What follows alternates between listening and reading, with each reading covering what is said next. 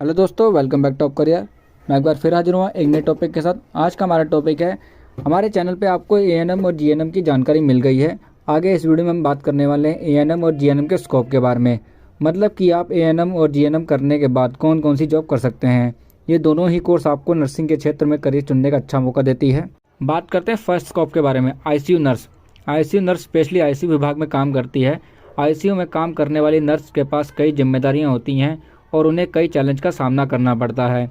इसलिए हॉस्पिटल में अलग अलग प्रमाण पत्र की ज़रूरत होती है।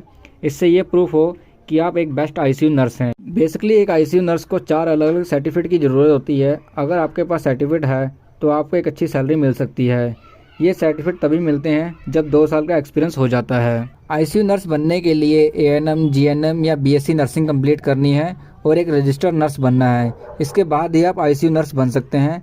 इसकी आपकी सैलरी जो होगी आईसीयू नर्स की, उसकी एवरेज सैलरी होती है 2.5 लाख से लेके 3 लाख तक पर ईयर होती है।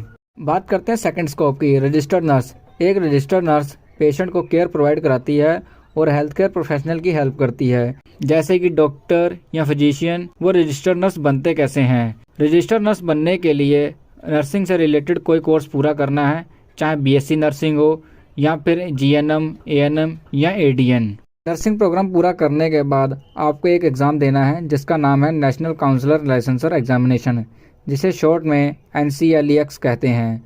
जो कैंडिडेट इस एग्ज़ाम को पास कर लेते हैं उन्हें नर्सिंग का लाइसेंस मिलता है। कई नर्स कोर्स कंप्लीट करने के 1 मंथ बाद ही NCLEX का एग्ज़ाम देती हैं। जो एक बार में इसे पास नहीं कर पाते हैं उनके लिए मैं एक खास बात बता दूं, इस एग्ज़ाम को आप 45 दिन बाद फिर दोबारा दे सकते हैं। इसके बाद आप रजिस्टर्ड नर्स के लिए जिस स्टेट में जॉब के लिए अप्लाई करते हैं वहाँ का आपको लाइसेंस लेना पड़ेगा। इस जॉब की सैलरी जो होगी, जो एवरेज सैलरी है 7,000 से लेके 15,000 तक पर मंथ होती है।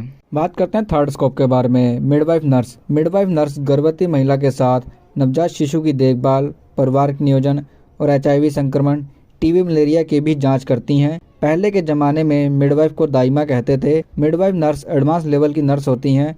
मिडवाइफ नर्स बनने से पहले वो रजिस्टर्ड नर्स बनती हैं, फिर नर्स में ग्रेजुएशन पूरा करते हैं। नर्सिंग मिडवाइफ के लिए सबसे कॉमन नर्सिंग डिग्री है DNP और MSN। इसमें कोई भी डिग्री कंप्लीट करने के बाद CNM सर्टिफिकेट एग्ज़ाम पास करना होगा।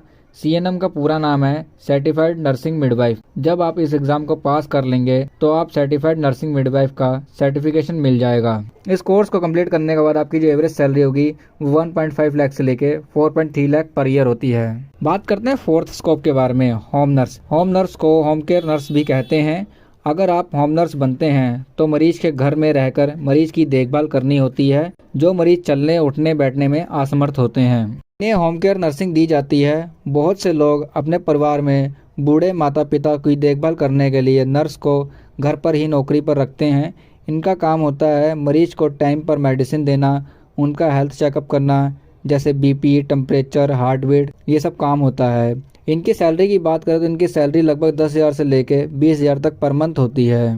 करते हैं फिफ्थ स्कोप के बारे में, मिलिट्री नर्स। अगर आप मिलिट्री नर्स बनते हैं तो आपको मिलिट्री हॉस्पिटल में जॉब मिलेगी, जहां पर आपको हमारे देश के सिपाहियों का इलाज करना होता है। जिस तरह हमारे देश के सिपाही सेवा में हमेशा तैनात रहते हैं, वैसे ही मिलिट्री नर्स भी हमारे देश की सेवा करते हैं।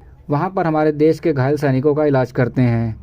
मिलिट्री नर्स में जाने के लिए आप MNS के एग्ज़ाम के लिए अप्लाई कर सकते हैं, जिसका पूरा नाम है military nurse service. Military nurse की जो सैलरी होती है वो 25,000 से लेकर 30,000 तक पर मंथ होती है। दोस्तों, ये जॉब जितनी बताई गई है ये ANM और GNM दोनों ही कर सकते हैं। अगर जानकारी अच्छी लगी तो चैनल को सब्सक्राइब करें। Thank you for watching this video.